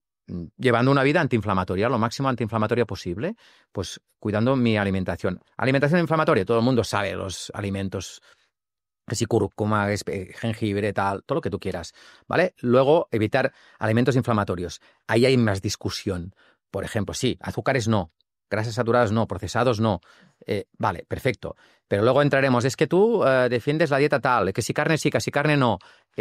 Bueno, la proteína animal, pues tiene, luego hablaremos si quieres, me pregunta específicamente, pero sube la acidosis metabólica e inflama más que la proteína vegetal. Entonces, no estoy centralizándolo todo en un alimento en concreto. Es un conjunto de cosas. Y ahí está gestión de las emociones, el estrés, cómo duermes, cómo descansas, callo solar, que me lo has sacado antes tú. Otra cosa que no hemos tocado, disruptores endocrinos, tóxicos. Es que, claro... Vale, detengámonos un momento, es que voy acumulando en mi cabeza preguntas. Detengámonos un momento ahí. La carne tiene cierto potencial inflamatorio, ¿no? Dices, ok, entonces evolutivamente que antes de ser omnívoros éramos principalmente carroñeros y carnívoros, ¿estábamos mucho más inflamados que ahora? ¿O el potencial o el estado inflamatorio era menor porque nos enfrentábamos y aplicábamos estos estímulos de los que hemos hablado? Vale, dos cosas. La proteína animal provoca más inflamación que la vegetal, no lo digo yo, lo dice la ciencia. Dos, que antes éramos más carnívoros que ahora, no es verdad, no es verdad. Contundentemente, estudia a fondo antropología, fisiología y biología. No es verdad. Argumentos. Nuestro sistema digestivo no es de carnívoro. Un sistema digestivo de carnívoro es corto y superácido. Nosotros somos omnívoros. Eso es así. ¿Vale? Sí, pero antes pero de eso vamos a definir... Lo que pasa es que la gente se piensa, la definición, o sea, soy omnívoro, por poner un ejemplo de proteína animal, yo como, proteína animal. Carne hace tiempo que ya no como. La carne que se come o que se entiende hoy como normal no es la carne que comíamos hace 5.000 años. Era mucha menos. Era mucha menos. Tú coges un palo y ves a cazar un conejo, a ver si cazas algo. No vas a cazar, con perdón, una mierda. Eso es así, ¿vale? La mayoría de proteína animal, carne, hablando de carne solo, cuidado, luego huevos, vale. Pero la mayoría de proteína animal que adquiríamos era un animal que te lo encontrabas muerto. Éramos más carroñeros que carnívoros. Eso voy. Y además, si estabas de suerte y no solo había comido un buitre, una hiena, etcétera y tal, lo que te quedaba, habían ya en semidescomposición, habían bichitos que hoy hemos incorporado y que son algunos parásitos que conviven con nosotros y, por ejemplo, las bacterias proteolíticas putrefactivas, que están tienen que estar, son patógenas facultativas. ¿Qué quiere decir esto? Que tienen que estar, pero en muy pequeñita cantidad. Y la mayoría de la sociedad tiene demasiada cantidad. Y de ahí salen o se disparan a veces parásitos. ¿De acuerdo? Pero nuestro sistema digestivo es largo, lleno de ondulaciones como los herbívoros. No somos herbívoros, pero es más parecido a los herbívoros que a los carnívoros. No tenemos incisivos, tenemos molares. No tenemos una dentadura de... Hay un dato muy curioso que un médico dijo una vez. Mira, ¿sabes cómo puedes saber si un animal es herbívoro o carnívoro? Bebiendo. ¿Cómo bebe? Los que beben con la lengua para adentro son carnívoros. Y los que succionan son herbívoros. ¿Cómo bebemos nosotros? ¿Con la lengüita? No. Entonces, muchas más razones, ¿eh? Pero un matiz, porque esto es súper interesante. Yo lo hago no desde el debate, sino desde el interés. Sí. También somos los mamíferos con el intestino delgado más grande y el corto más corto respecto a otros, a los primates, otros homínidos, etcétera. Entonces, entiendo que eso también ha jugado un papel, el descubrimiento, la aparición del fuego a la hora de cocinar los alimentos, obtener muchísima más pues energía a partir de ciertos alimentos en el intestino delgado. Y también tenemos un pH muy ácido en el estómago precisamente por esto, ¿verdad? Tenemos un pH ácido en el estómago, gran pregunta, por varios motivos, pero principalmente 3 razones principales, ¿vale? La primera es porque está entre 1 y 3, el pH en el estómago, es para digerir literalmente un disolvente, ¿no? Los alimentos. La segunda es porque el mismo ácido estimula las paredes del estómago para producir cierto moco y empezar a absorber los alimentos, porque al final donde más se absorben los nutrientes, no los alimentos, los nutrientes, es en el intestino delgado, pero ya desde la boca empezamos a absorber cosas. De hecho, la misma piel ya puedes absorber. Y esto podemos hablar de tóxicos y de cremas, hay debate interesante. Bueno, para mí no hay debate, pero es un tema interesante. Entonces, y la tercera es para que haya una barrera y ciertas bacterias que viven en ambientes alcalinos no pasen, ¿vale? Por eso, quien se toma omeprazol o antidácidos, yo de entrada, de forma recurrente, sí o sí tiene disbiosis. Normalmente la disbiosis nos creemos que viene desde abajo y viene por arriba. ¿Vale? Entonces, el pH ácido está por eso, pero no tiene nada que ver con que seamos carnívoros o herbívoros. Si fuéramos carnívoros, todavía sería, durante todo el tubo digestivo, sería todavía el pH más ácido. Vale, ahora si me lo permite, Sergi, así hacemos, no es un debate evidentemente, pero yo creo que son cosas de interés.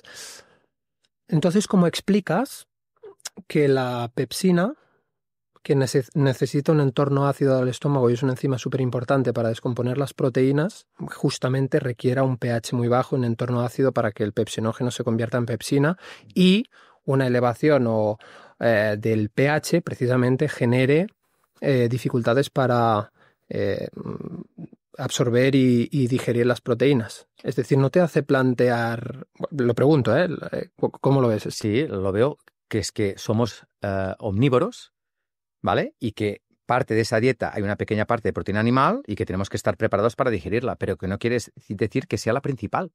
Entonces, el pH es ácido no solo por la peptina, sino por lo que te he explicado antes. ¿Entiendes? Entonces, claro que estamos preparados para digerir carne, pero no la cantidad de carne que estamos comiendo hoy en día. Esto nos viene de un entorno social, nos viene de las posguerras, ¿vale? Que habían hambrunas y luego se comía carne, claro, pero una vez al mes. Entonces, cuando vino la abundancia, ese alimento que realmente te daba unos nutrientes que igual otros alimentos no te aportaban o que tienes que combinar, porque sí que los aminoácidos que llevan los garbanzos son los mismos que la carne, no.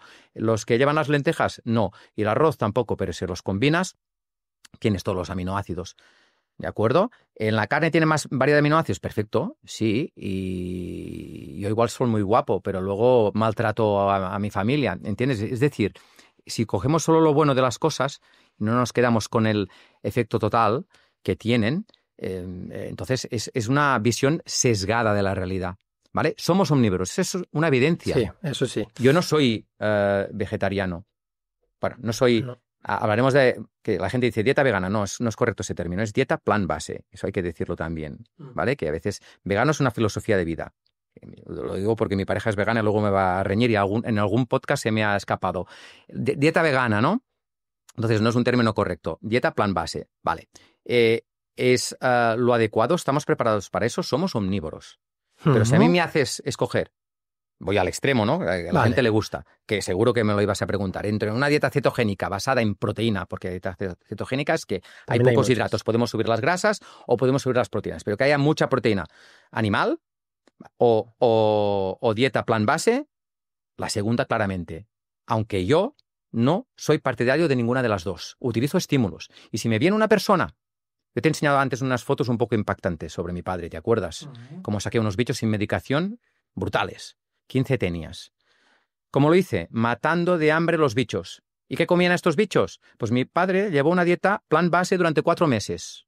Desaparecieron los 6 tipos de parásitos, 15 tenias salieron por la bolsa, porque tenía una... ¿Vale? Una colostomía que le hicieron, teóricamente de por vida. A los 4 meses le volvían a empalmar el intestino. El cirujano alucinaba porque fue una gran persona, fue una persona humilde y dijo, guau, esto que haces tú creo que es interesante, ¿le puedes llevar la microbiota? Trabajamos en equipo, me dio permiso, aparte que lo tenía porque era mi padre, hacíamos lo que queríamos si fuera necesario por mi padre, ¿vale? Pero trabajamos en equipo y en 4 meses estaba empalmado, los tipos de parásitos que tenía ya no marcaban, porque los tienes igualmente, igual que los virus, no se cogen y se dejan, no, dan la puñeta, ¿no? Hacen la puñeta o no hacen la puñeta, eso depende de nuestro sistema inmunológico, ¿vale? Pero habían desaparecido los marcadores de los 6 tipos de parásitos, ¿de acuerdo? Mi padre tenía tendencia a las anemias y subió la hemoglobina, había desaparecido la anemia, había dejado de ser hipertenso, subió el filtrado glomerular en una persona trasplantada de riñón. ¿Cómo tiene más hierro? ¿Cómo es que yo tengo más hierro que hace 10 años y no como carne, que es el alimento por excelencia, ¿no? Para coger. Porque lo importante no es el hierro que comes, sino el que absorbes. Y en eso es básico la microbiota. Básico. O sea, es evidente que estoy casi de acuerdo con todo y digo casi, ahora entramos en los matices que a mí me gusta un montón pues debatir y ponernos en común en algunas cosas o quizás discutir otras. Tú hablas de proteínas vegetales, pero también tenemos marcadores que no solo depende del total de aminoácidos que tienen, que tú puedes combinar una dieta basada en plantas y puedes obtener todos los aminoácidos, sino también la digestibilidad y la biodisponibilidad, ¿no? Tenemos el PDCA-AS, ¿no? Que evalúa la digestibilidad y el aprovechamiento de esos aminoácidos. Y de entre todos, suero, huevo y también soja, hay que decirlo, por supuesto, la soja fermentada de los asiáticos, no una transgénica que tenemos en la gran mayoría de supermercados hoy en día, pero más allá de eso, que están todos más o menos en uno, creo recordar de memoria porque lo revisé hace muy poco.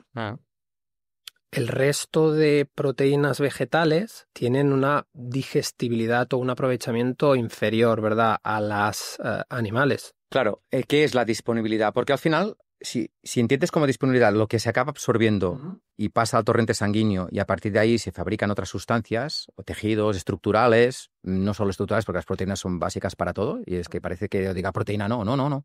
Perdón, hay que comer proteína. El problema es cuál o qué proteína, cuándo y cómo, en qué cantidades, etc. Eso también es verdad. Vale.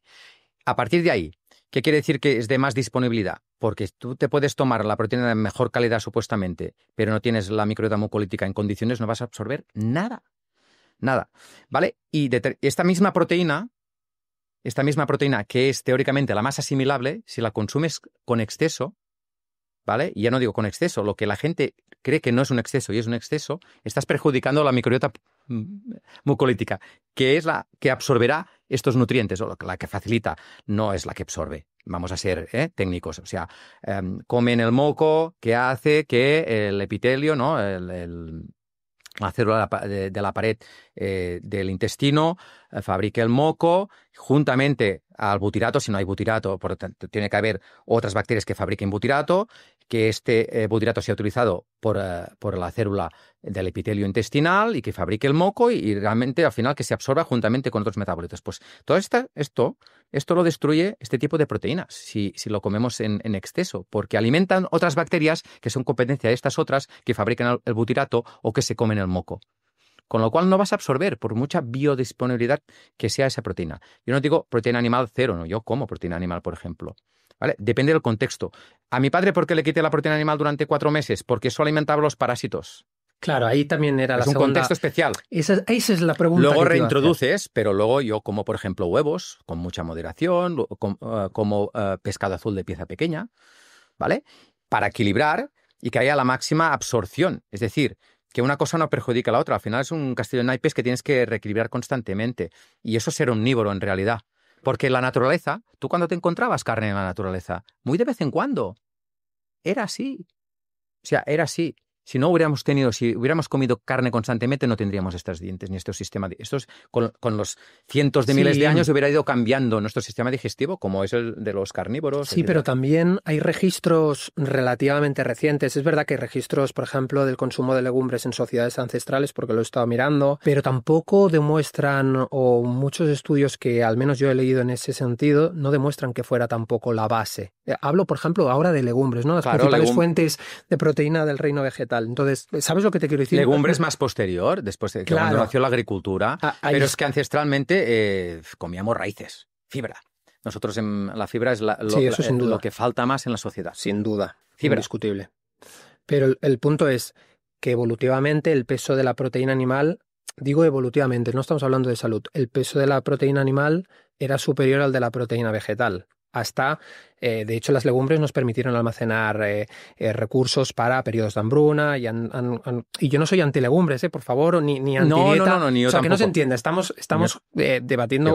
O poniendo en exposición. Pero entiendo que el peso de la proteína animal ha sido superior a nivel evolutivo que el de la proteína vegetal, no que el aporte vegetal total.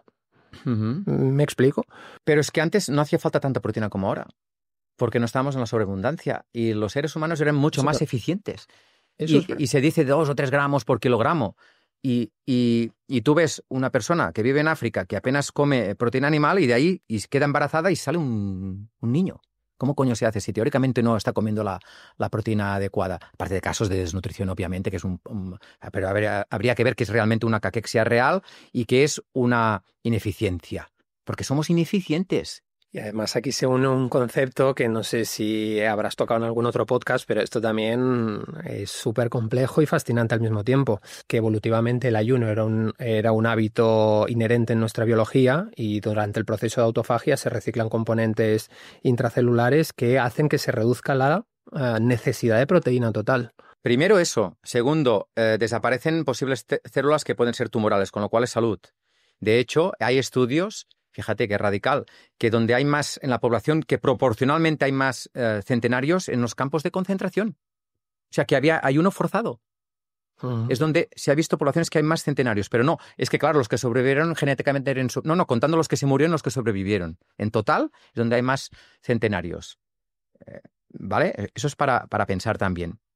¿De acuerdo? Y luego lo que te decía de la eficiencia, es que quizá el ser humano de hace 5.000 años con medio gramo por kilo de proteína animal, ¿vale? Ya pasaba, porque realmente aprovechaba esa proteína.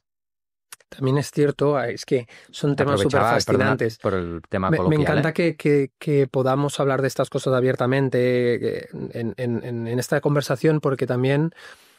Es decir, hay cosas que, como yo te digo, que creo que me hacen argumentar que la proteína animal tenía más peso, pero también es cierto que estoy muy a favor de lo que dices tú, de que no había, ni mucho menos, consumían las cantidades que consumimos hoy. Es totalmente defendible y también es cierto que evolutivamente el somatotipo más realista con lo que hemos sido tampoco era un tío culturista que tenía que alimentar a X cantidad de masa muscular. Eso es completamente... Otro ejemplo, perdona que te corte, pero es que va al dedillo. Otro ejemplo muy claro, que además le gusta a todo el mundo, Kilian. Hace la aventura de los Alpes, teóricamente con un gasto calórico de más de 8.000 kilocalorías al día, y muchos días no comía eso. No comía eso. Entonces, teóricamente, balance negativo, ¿no? Tiene que perder peso, tal. Kilian empezó con un peso y terminó con el mismo peso, 17 días, sin parar. Le hicimos pruebas de esfuerzo y mejoró su estado de forma, V2 Max igual o superior, sin correr. Pero habían estímulos estresores y lo acompañamos. ¿Por qué? Un año antes, con 8 días, haciendo lo mismo en los Pirineos, 8 días baja 8 kilos. Reventado, hecho por la nutrición, los estímulos de precisión no eran los correctos. El doctor Álvarez Herms le cambió la microbiota en 4 años. Ahora es mucho más eficiente, como un tío que tiene una etapa de 40 horas. Le dices que salen ayunas. Este corredor que me ganó la maratón salió en ayunas. En ayunas. Y luego hay unos ciertos alimentos que tomas en determinados momentos porque ya has preparado la microbiota, porque eres más eficiente, no necesitas los azúcares. Exacto, lactato, cuerpos cetónicos, y llevaba grasas. 40 horas en medio y veías, porque le controlamos la glucosa y un pico de glucosa. ¿De dónde sale este pico? Pues lo fabrica el cuerpo cuando lo necesita. Gluconeogénesis y tira Claro, para me voy. arriba. Pero es que esto es ultra resistencia. Claro, mueves ácidos grasos. Yo tengo futbolistas que juegan y entrenan. He tenido tenistas que han jugado individual y dobles 2 partidos en ayunas, rindiendo al máximo, lesionándose menos, pero claro, con un proceso de adaptación. Pero eso es lo más parecido al ser humano de hace 5.000 años. No es la sobrealimentación. Luego, ¿qué soy? ¿Antigeles total? No, pues igual el día no, siempre hago la misma frase. Entrena descalzo para competir con bambas. Es lo que pienso yo. Pero no 180 gramos, porque eso te va... Nosotros nos vienen los deportistas reventados intestinalmente. Lo primero que tenemos que hacer es recuperarlos por ahí. Antes que...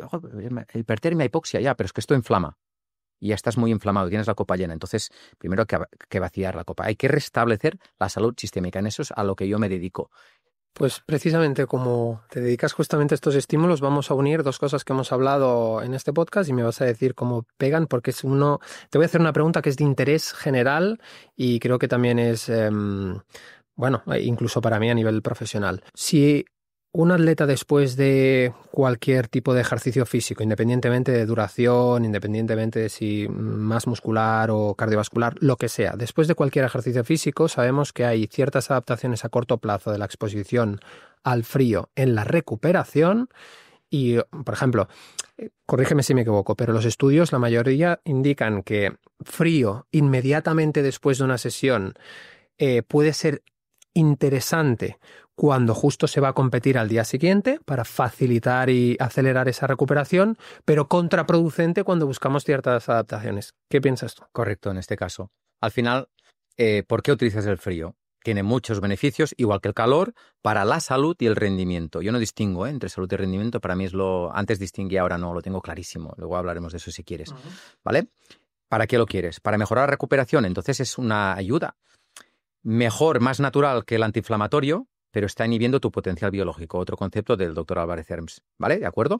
Entonces, ¿yo qué hago? Pues voy a correr y cuando he hecho mi entrenamiento, si ha sido más o menos inflamatorio, no creo en esas historias de ventanas de glucógeno, no es así, no es así. Estamos de acuerdo. Está demostrado que no es así. Primero hay que rehidratarse, por ejemplo, correctamente. Igual me pongo descalzo en mi casa, piso la hierba, naturaleza, tal, intercambio de iones. Y luego, quizá al día siguiente me pongo en agua fría. O no, igual estoy en una época de mucha tralla porque estoy preparando maratón y no sé qué y tal, y voy al límite porque al final tienes que buscar eso si quieres mejorar, ¿no? Y a veces, nunca es blanco y negro, es lo que quiero que entiendas. A veces tú subes a un corredor, estás haciendo un stage en altura y te dice, hostia, ¿por qué coño me haces beber cada día bebida isotónica hoy? Siempre me has dicho que no, que esto cortaba mi potencial biológico, porque ahora le estamos metiendo caña a un sistema y hay que compensar con el otro. El cuerpo siempre compensa.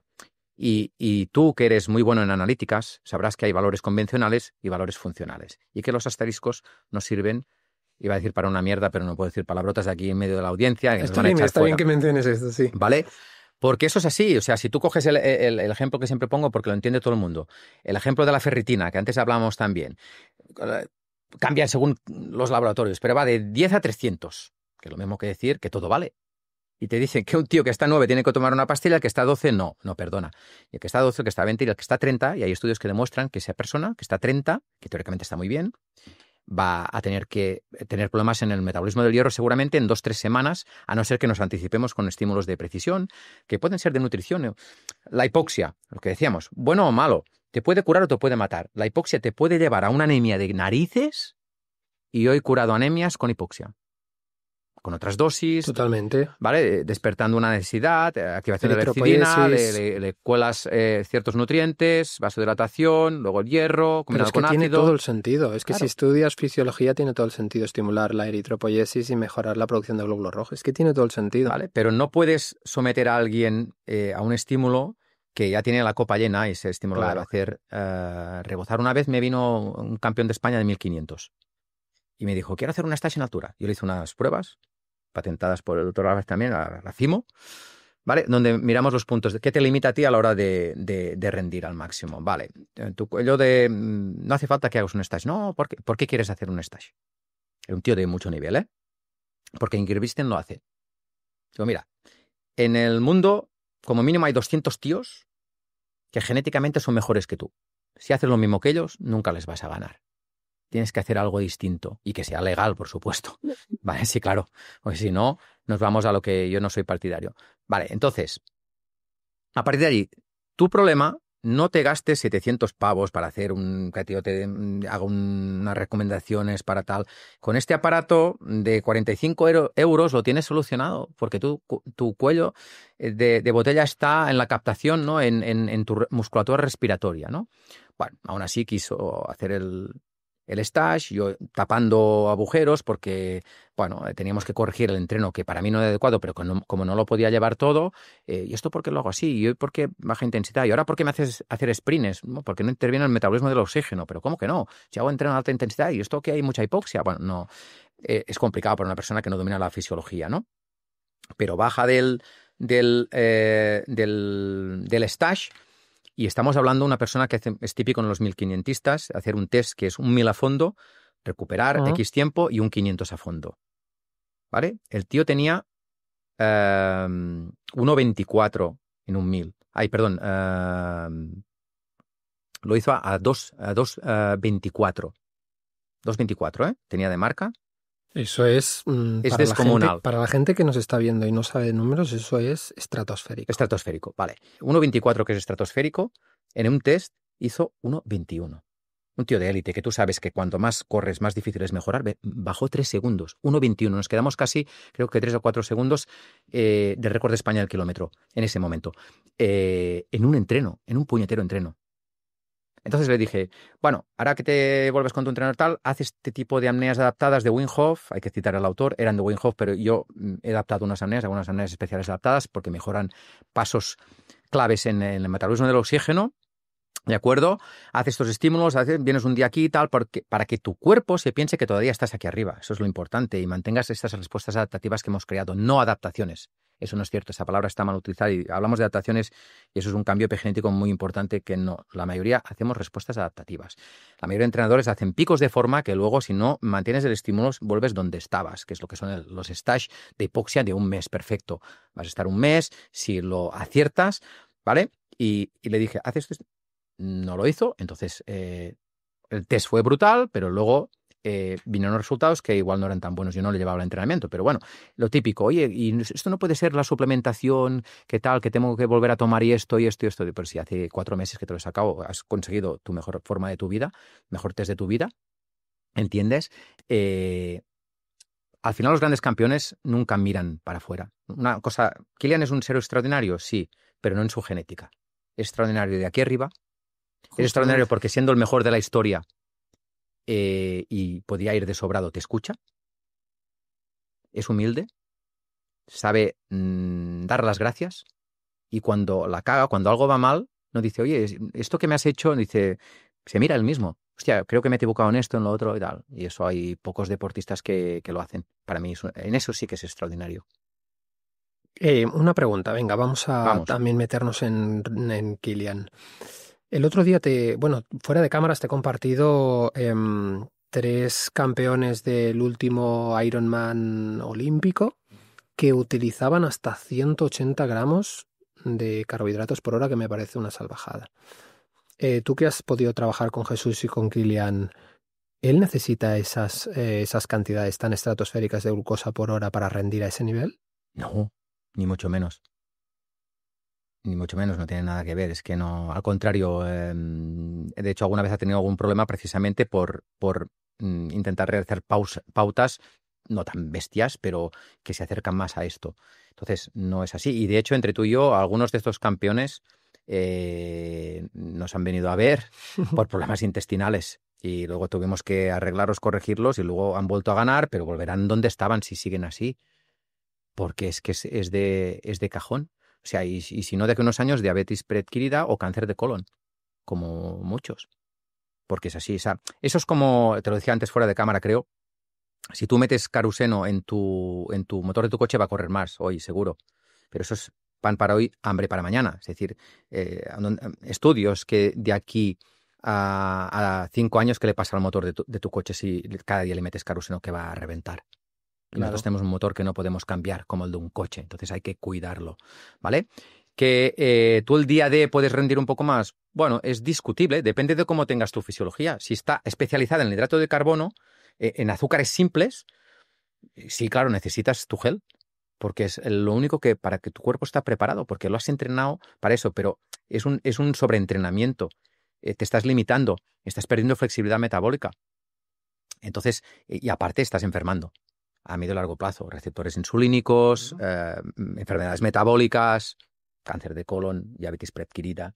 Entonces, por ejemplo, ¿ves interesante realizar periodos cetogénicos para desplazar y reducir la necesidad de glucógeno? Sabemos que en personas cetoadaptadas se reduce la necesidad de gluconeogénesis porque el cerebro pasa de una necesidad de 120 gramos de glucosa al día a 30 gramos de glucosa. Entonces, se ha visto en estudios de atletas cetoadaptados que desplazan la utilización de glucógeno precisamente para reservarlo para esos picos de energía. ¿Crees que es interesante este tipo de estrategias en deportes de resistencia? Parece a veces que soy muy anti una cosa, anti la otra, muy radical. En realidad no soy tan radical. He dicho que hay que comer proteína. Podemos discutir qué tipo, qué cantidad y cuándo y cómo. Hay que comer hidratos de carbono, pero qué tipo, qué cantidad y cuándo y cómo. Quizá tenemos que comer más alimentos con fibra, que llevan hidratos de carbono, pero de bajo índice glucémico. Yo no creo en ninguna dieta. Yo utilizo estímulos cetogénicos puntualmente, pero no promuevo la dieta cetogénica. Es que no promuevo ningún tipo de dieta. Pero sí que en un determinado deportista me puede interesar producirle, volvemos a lo mismo, fisiológicamente, ¿no? Una salud sistémica adecuada. Luego sí que, con perdón, lo puedes putear para que mejore. ¿Vale? Entonces, si estamos en esa situación, yo a veces induyo situaciones de depleción de hidratos porque me interesa producirle a esa persona una situación fisiológica que se le va a producir en competición. Y su fisiología tiene que tener una salida para dar respuesta a esa situación. Tiene que estar entrenado eso. ¿Vale? Pero como base de dieta, no, para mí no es saludable. Y con lo cual, es como decir, pues que esta persona tendría que vivir constantemente en un ayuno extremo, ¿no? O en hipertermia siempre a 40 grados, ¿no? Eso es insaludable también, ¿vale? Y la dosis, la periodicidad, depende de todo esto que hemos hablado, que es muy complejo. Vale, esta es la pregunta que te quería hacer antes y realmente es una pregunta para mí muy interesante. Tú antes has comentado que has utilizado cierto protocolo de alimentación para tu padre resolver el tema de los gusanos, etc. Ok. Pero la pregunta que yo te lanzo a ti es, ¿en qué te basas para determinar que esa alimentación es sostenida en el tiempo mejor que, por ejemplo, otro tipo de alimentación, sabiendo que no defiendes ningún tipo, y no es justo lo que le ha beneficiado en ese momento? Pero me explico, es decir, yo veo muchas veces en redes sociales, no es tu caso ni mucho menos, pero que hay personas que como se hincharon, por ejemplo, a carbohidratos de elevado índice glucémico, azúcares tal, engordaron, dieron con la dieta cetogénica y, adivina qué, claro, mejoran su perfil lipídico, glucémico, etcétera, pierden peso y de repente caen en la trampa de creer que la dieta cetogénica es para siempre y es lo mejor, cuando yo le digo que ha sido una herramienta para un periodo determinado. Claro, igual que si no comes, adelgazas. Claro, entonces no por eso eso te decía que tú antes me has dicho que utilizaste este tipo de alimentación. Pero como una estrategia. A ver, repito, somos omnívoros. Si tiene que ser ¿cuál es la dieta adecuada? Es que depende de cada persona, su situación fisiológica, bioquímica, genética, microbiota, etcétera. Si tuviéramos que escoger una, es que claro, es que esto es irreal. Cada persona tendría que comer distinto. Pero sería una dieta omnívora con mucha menos proteína animal de la que come normalmente la gente o se piensa, ¿entiendes? Con proteína, la que hace falta, ¿vale? con proteína animal, primordialmente huevos y pescado azul de pieza pequeña. Lo podemos ver de dónde vino pescado azul. Habría que discutir el tema contaminantes, mercurio, metales pesados. Sí. Claro, estamos Eso con es lo cierto. mismo como siempre. Llegaremos a un punto que al final no se puede hacer nada, ¿no? Pero, claro, si me dices, no, es que me pones en una hipótesis irreal total, que es, tú tienes la isla desierta y tienes o dieta cetogénica o dieta plan base de por vida, pues No, plan claro. base, claro. Te mata antes la otra, seguro. Claro. ¿Vale? Enferma más. Pero las dos, y sobre todo la cetogénica, son incompletas. Por cierto, a la ventaja que me le has dado a la cetogénica, que es para mejorar la sensibilidad a la insulina, bajar los receptores y tal, el ayuno también te sirve para eso. Sin duda. Y no provoca acidosis ni inflamación. Claro, como no. O sea, al final yo también. O sea, exponemos estos temas que yo no soy tampoco para nada sesgado, etcétera. De hecho, siempre intento exponer la otra parte cuando alguien defiende o una lo hacemos dieta, para que el público que el público lo entienda. Y justamente ahora, antes, llegando a la recta final del podcast, no se me puede pasar un tema muy polémico, muy debatido, muy controversial, etcétera, como es el sodio. ¿Qué papel juega para ti o qué importancia le das a la atención al sodio, tanto en rendimiento, porque, por ejemplo, bueno, ahora podemos hablar de este tema, ¿no? Pero tanto en rendimiento como en una dieta de salud. ¿Qué importancia tiene el sodio para ti? Muchísima, pero eso no quiere decir que más es mejor. O sea, ¿qué importancia tienen no el sodio, todos los electrolitos? Sin duda. Porque al final, tú miras estudios, no, el sodio es una pasada, el potasio no sé qué, el magnesio tal, el calcio es que cuál hay que no sea importante. Están claro, por todos. alguna razón, Uh-huh. ¿vale? Igual que las proteínas, igual que, ¿vale? Otra cosa es, más no es mejor. 1, la absorción del sodio puede servir por cualquiera, pero ya que me preguntas del sodio, está toda la moda esta de agua de mar, de comer mucho sodio, etcétera, que es además muy polémico, ¿no? Les va a gustar a los espectadores. Para mí no hay debate y hay estudios al respecto. La absorción del sodio a nivel intestinal se produce, ¿de acuerdo? Hay una serie de receptores de canales de membrana parecidos a los de la glucosa. De hecho, creo que comparten alguno GL1. CGLT1. ¿Ves? Tú Soy eres la experto en eso. que transporte Es que soy muy malo, tengo una mala Sí, memoria y con los 52 CGLT1. años... Vale. Por eso me he venido hoy en ayunas. Ahora un ayuno de 20 horas para estar focused. Yo también, vale, justamente, perfecto. ayuno mat. Vale. Entonces, primero, comparten algunos canales de recepción. Vale. Todo esto pasa a la sangre. Y ya se sabe, hay ciertas bacterias, las halófilas, que responden a la sal. A cuanto más sodio metes, más bacterias de este tipo. Y estas bacterias son patógenas facultativas. O sea, si crecen, problemas. Disbiosis, permeabilidad, disbiosis, permeabilidad, inflamación. Permeabilidad, no vas a absorber ese sodio ya directamente, o problemas.